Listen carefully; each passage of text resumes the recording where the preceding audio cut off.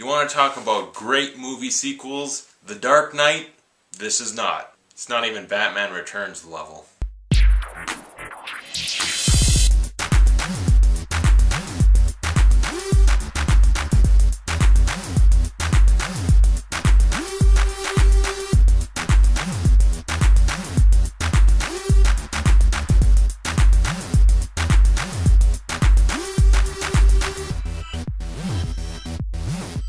Iron Man 2 stars Robert Downey Jr., Gwyneth Paltrow, Cheadle, Mickey Rourke, Scarlett Johansson, Sam Rockwell, and Samuel L. Jackson. And it's again directed by Jon Favreau. So Tony Stark is dying. That shrapnel in his chest that he got from the first movie, yeah, he hasn't taken care of it, and it's killing him. Like the arc reactor in his chest is also killing him. He's a dead man walking, basically. He's getting poison, more poison levels in his blood every day.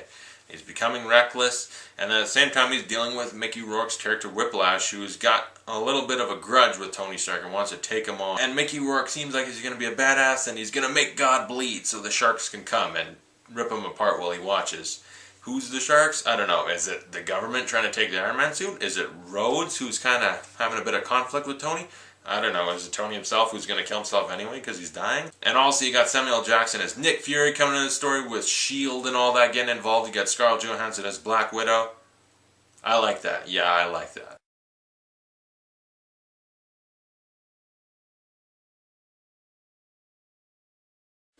A lot of people said, oh, they brought in all these people just to set up for the Avengers. It's annoying, but I'll tell you what, Scarlett Johansson comes in here, I like that. I know for a fact it's all just to set up the Avengers. I like it. Yeah, she wasn't a very good actress in this movie. She's a good actress in some movies. You know, Avengers, she kicked up her acting ability by a lot. This movie, it's pretty weak. It's a lot of kind of deadpan, stone-faced, bland, wooden board Val Kilmer Batman acting. But not for Robert Downey Jr. Still is always awesome, except in this movie, a little more serious than the last. They kick up the serious level with the fact that he's dying. That's fine, make it serious. But try and balance it out with good humor. This one, they try and balance it out with humor, but it seems like they're forcing some humor, and the humor's not as good, and it's just not balancing. It's not working out, and all this S.H.I.E.L.D. stuff for setting up the Avengers feels like there's too much. It feels like they took a story they're trying to tell, and then it's like, let's rip some of this out and put the Avengers stuff in there. Put in a setup for the Avengers, and it's like, you took out, like, the life of the movie. A lot of it's gone now. This can't work as a movie anymore. It's like someone trying to make a pie, but at the same time someone's like, but I want to eat a steak. Here, let's just remove the flour and sugar and throw in some steak. It's like, well, it's not going to work now, you idiot. That was a weird analogy, wasn't it? Gwyneth Paltrow, too. Her and Downey in this movie, their chemistry does not work as well. In the first movie, great chemistry. Liked watching them. All their scenes were good. This one, it's kind of like they're just kind of bickering and throwing witty one-liners at each other. It doesn't work. It blows. And then you got Cheadle as Rhodes. You know what? I like Cheadle. Ocean's 11 and all that. He's a good actor. I like him. Weren't they both in a movie? Let me check. Yeah, Terrence Howard and Cheadle were both in Crash. But anyway, Cheadle replaces Terrence Howard. I gotta respect the way they introduce him. Walks in, he's like, it's me, I'm here, deal with it, let's move on. You know, I like Terrence Howard though. He was really good in the first movie, and bringing Cheadle in, it's not necessarily like, oh, Katie Holmes was kind of a mistake for Batman Begins. Bringing Maggie Gyllenhaal, she's a much better actress and fits the character better. It's just kind of like, well, they couldn't work things out with Terrence Howard. Here's a guy that's just as good. He's not like way better or more worse. Pretty much same level of acting, and so I don't mind, but I'd almost just rather wish they worked things out with Terrence Howard. We'll see though, because Iron Man 3, maybe, because I'm pretty sure he shows up more than that. He has to. Who's going to be Iron Patriot? So Cheadle's fine, but you know, the character of Rhodes isn't as fun. It's just, oh, him and Tony are kind of fighting, and they're just bickering. They don't get to they don't seem like friends in this movie as much. Mickey Rourke as Whiplash, my God, what setup for a great character. A great, like, sort of second villain. Because he's not the first. He says in the movie, make God bleed, and then the sharks will come because there's blood in the water. So he's the guy that's going to kind of expose Tony so others can come in and take him out for him.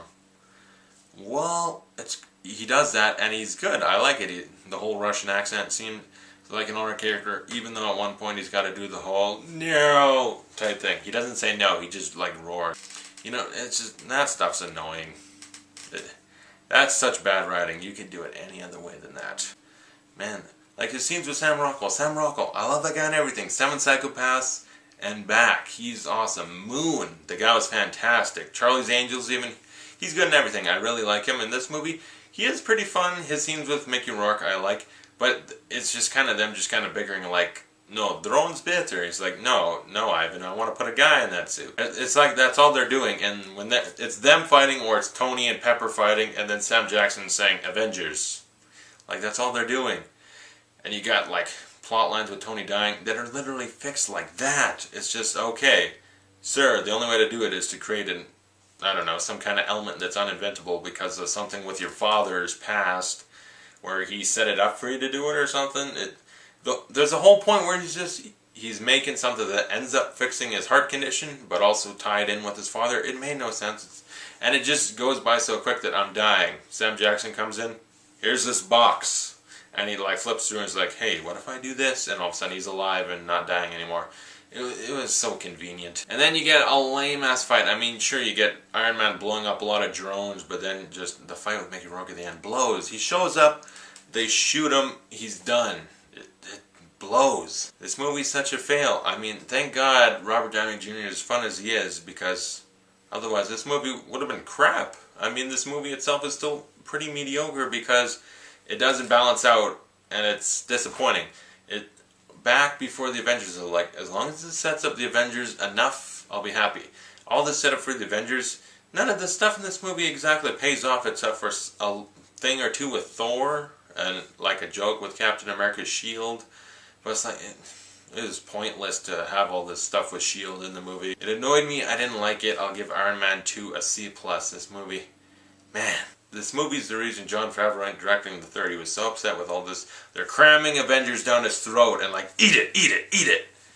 Because he had to put it in the movie. And it's like, I don't want to. Can I make my movie? I honestly think setting up the Avengers, they could have did it with just the little after credit scenes. All the stuff in this sucks. So if you like this review, like, subscribe, comment below. Tell me what you thought of the movie. And I'll see you in a day or so when I review Iron Man 3. And then I'll put up some spoiler talk probably. So thanks for watching. I'll see you guys later.